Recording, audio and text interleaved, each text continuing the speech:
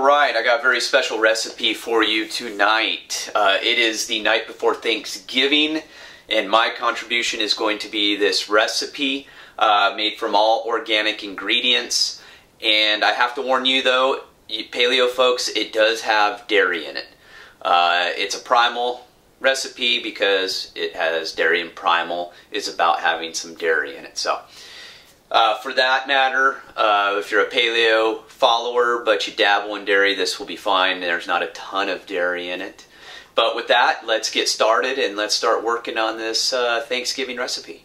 Well, let's get to the ingredients. Again, they are all organic. We have our organic coconut palm sugar, so you can see the brands that I'm using. Some organic cocoa for baking. Good old Celtic sea salt. You guys know I use this stuff all the time. Got some cream cheese. Vanilla extract there. Yeah, it helps if I put that up there. Yeah, so you know.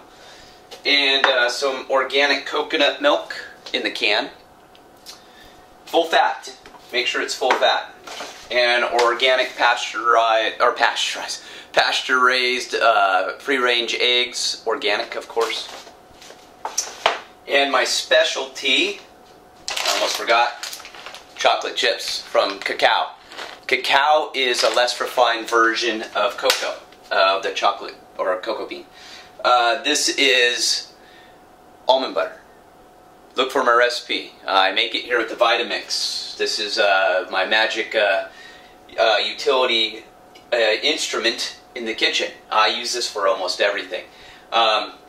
It's the only blender I know of that you can actually make almond butter with. There could be some other ones, but I don't know. It takes a really strong motor. I sell these on my website at primalpowermethod.com.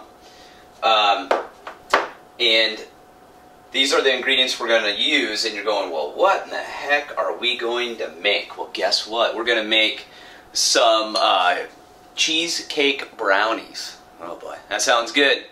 So now that we have all the ingredients, I'm going to show you the steps. We preheat our oven. Remember, I use a convection oven or a toaster oven. This is a small enough recipe that it'll fit in there. It'll cook a little more efficiently and use less energy. So with that, let's get started.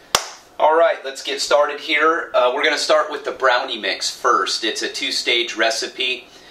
First you mix the brownie mix, and then you're going to mix the cheesecake mixture that you'll mix in and mix them together. I've preheated my oven to 350 degrees.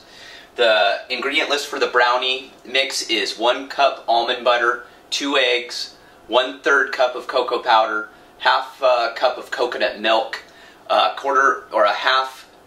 teaspoon of salt, and 1/3 cup of chocolate chips, which that's optional. You don't need to put the chocolate chips in if you don't want. But what I'm going to do is I first started to lightly mix with a spoon. You can see the mess I've made here. And now I'm going to use a modern tool. I'm sure our cavemen didn't have these, or cave women, or both. So we're going to use this, and I'll mix this up, and then we'll move on to the cheesecake version. Alright, we're almost done here. We're on to stage 2, which is the cheesecake mix, which consists of 8 ounces of cream cheese, again, all organic ingredients, 1/3 cup of our coconut crystal, palm crystal sugar, 1 egg, and also, what else did I add in here? Oh, 2 teaspoons of vanilla. How could I forget that? So again, I've just kind of mashed it up. Here is our brownie mix. I mixed that all up so it's in a separate bowl. We're ready to go. You can see it's pretty solid. It's stiffened up pretty good. So I'm going to mix this now with the mixer, and then I'll show you how we're going to combine these 2 ingredients and make us some brownies. All right, we are ready to make some brownie magic happen here. Everything is mixed up. Here's my cheesecake mixture, brownie mixture. And I have more than enough to make 2 batches right here, or 1 batch. So I'm going to probably, depending how I feel, how thick I want these, I'm probably going to make 2 separate batches. But it'll usually, if you got like a 9 by 9, 10 by 10 cooking pan, that will work. It just depends how thick you want them. And they're going to rise, so even though it is a little different mixture, you don't have any grains in here or flours, so your rising is not going to be the same. So you just kind of smooth it out in here, and I pre-oiled the pan with some coconut oil. So that's about right. I don't know if I want to go much thicker than that. So I'll be able to make another batch. And here's the trick here. So we're going to dollop this in. Sorry, there you go. You got to be able to see what the heck I'm doing. Helps if you can see what I'm cooking here. So I'm going to just dollop this in like so. Don't worry about, you know, mixing your brownie in here. It's all going to get mixed together anyway. So I'm going to try and use the equal amount of what I used in my brownie mix.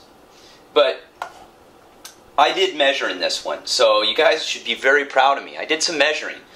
This is more of a precise, cooking or baking recipe. Don't get me wrong, I will tweak it. And as I improve it, you guys know me, I'm going to go nuts and make it all completely different than what it originally started as. So be waiting for that. And I think I have enough there. Now what I want to do is I want to kind of swirl this in. You can use a toothpick. That works as well. There's no real science to this. You're just trying to get it into a swirl effect. So you're trying to mix in and swirl and layer the two different ingredients. And you just have to play with it, experiment until you get it to where you want it. Like I said, there's no magic formula here. You just kind of swirl it on in. You don't want to mix, though. We're not trying to mix it all together into one ingredient. We're trying to give it a swirl effect. So that way it's got, it's pretty. Looks beautiful.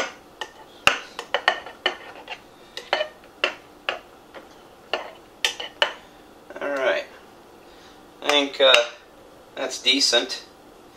Wasn't quite the swirl effect I was looking for on this one. This one didn't work as well as some of my other ones. Started to mix together. But it'll be just as tasty, but you can see how it's kind of swirled now. And now what I'm going to do is I'm going to bake this for about 35 minutes. But what I want is I want the top of this to start to crack. Once it starts to crack, I'll know it's done. This is a little more difficult because to do the toothpick test with this, you don't have a grain. It won't stick as much. But you can still use a toothpick test or knife test and dip it in there and see if you pull anything out. Well, guess what? That's not cooked.